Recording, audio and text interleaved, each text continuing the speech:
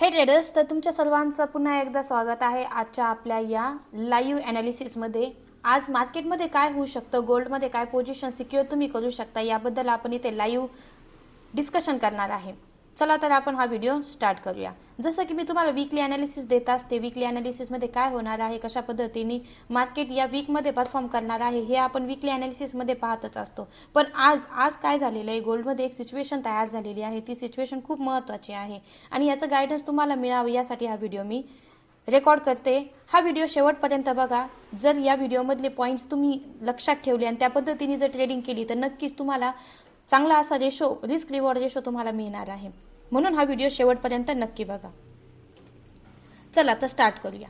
जसं की इथे तुम्ही बघताय की डेली टाइम फ्रेमवरती आपण जर बघितलं तर डेली टाइम फ्रेमला आपल्याला काय दिसतंय की गोल्डमध्ये एक आपल्याला अप ट्रेंड होता, जो अप ट्रेंडमध्ये आपण इथे एक ट्रेंड लाईन जर ड्रॉ केली तर आपल्याला ट्रेंड लाईन ब्रेकआउट इथे पाहायला मिळतोय. राईट, इथे ट्रेंड लाईनचे काय झालेलं आहे, ब्रेकआउट आपल्याला पाहायला मिळतोय आणि त्याच ट्रेंड लाईनला आता समोर इथे काय चालू आहे, रिटेस्ट करण्याचं काम चालू आहे. याचा अर्थ काय आहे, जर गोल्डमध्ये वॉर सिच्युएशनमध्ये आपल्याला माहिती आहे की गोल्ड कुठे जात असतं, बाईंगला जात असतं, पण फर्स्ट टाइम असं झालेलं आहे की गोल्डमध्ये सेलिंग पाहायला मिळालेली. याचं कारण एकच आहे की खूप बाईंग झालेली आहे. सर्व देशांनी गोल्ड हे बाय केलेलं आहे आणि ऑलरेडी इन्व्हेस्टर पण आता यामध्ये इंटरेस्टेड नाहीये की गोल्ड बाय करण्यामध्ये. मग आज काय होऊ शकतं किंवा उद्या काय होऊ शकतं याच्याबद्दल आपण डिस्कस करणार आहे. जसं की आपण डेली टाइम फ्रेममध्ये बघतोय की गोल्डने काय केलेलं आहे, त्याची जी ट्रेंड लाईन आहे, डेली टाइम फ्रेमची ट्रेंड लाईन ही ब्रेक केलेली आहे. त्यानंतर ती आता जी प्राइस आहे त्या प्राइसवरती गोल्ड स्ट्रगल करते बाय साईड जाण्यासाठी किंवा सेल साईड येण्यासाठी. मग आपण 1 आवरला शिफ्ट केल्यानंतर आपल्याला काय पाहायला मिळतंय की गोल्डमध्ये एक ट्रेंड लाईन आहे इथे डाऊन साईड 1 आवरची. या ट्रेंड लाईन पर्यंत मे बी गोल्ड येण्याचा प्रयत्न करेल. इथे आपल्याला काल एक बाईंगची रॅली पाहायला मिळाली. ज्यावेळेस डोनाल्ड ट्रम्पने युद्ध सीज फायर केली त्यावेळेस आपल्याला काय बाईंग पाहायला मिळाली. पण त्यानंतर जर गोल्डमध्ये बाईंग होणार होती तर बाईंग इथूनच होणं अपेक्षित होतं 4792 या लेवल पासून, प्रिव्हियस हाय पासून. पण तसं काही झालं नाही. काल काय झालं गोल्डमध्ये, इथे तुम्ही बघू पण शकता की एम पॅटर्न बनवला, रिटेस्ट झालं आणि गोल्ड जे आहे ते खाली आलेले. हे आपण ऑलरेडी आपल्या टेलिग्राम चॅनललाही दिलं होतं की सेलिंग आहे, सेलिंग कुठपर्यंत आहे ते टार्गेटही दिलेलं आहे. तुम्ही चेक करू शकता टेलिग्राम चॅनलला जाऊन की टेलिग्रामला आपण कशा पद्धतीने सिग्नल्स इथे दिलेले आहेत.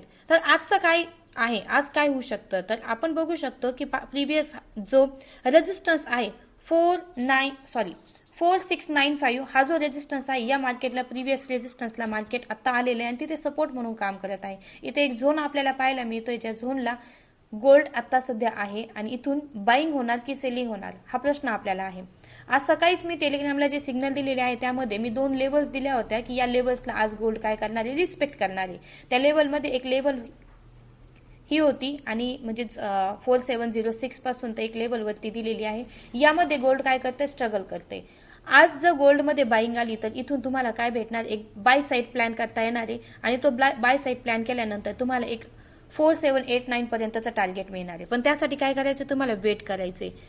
न्यूयॉर्क सेशनमध्ये मे बी यामध्ये आपल्याला काय भेटणार आहे, ब्रेकआउटचे चान्सेस किंवा ब्रेकडाऊनचे चान्सेस भेटणार आहे. मग ब्रेकआउट झाल्यानंतर आपण बाय जर केला, इथे तुम्ही बाय करू शकता या प्राइसला. जर ब्रेकआउट झाला अशा पद्धतीने पुलबॅक जर मिळाला, पुलबॅक कसा असतो, काय असतो हे आपलं आपण डेलीच्या क्लासमध्ये घेतच असतो.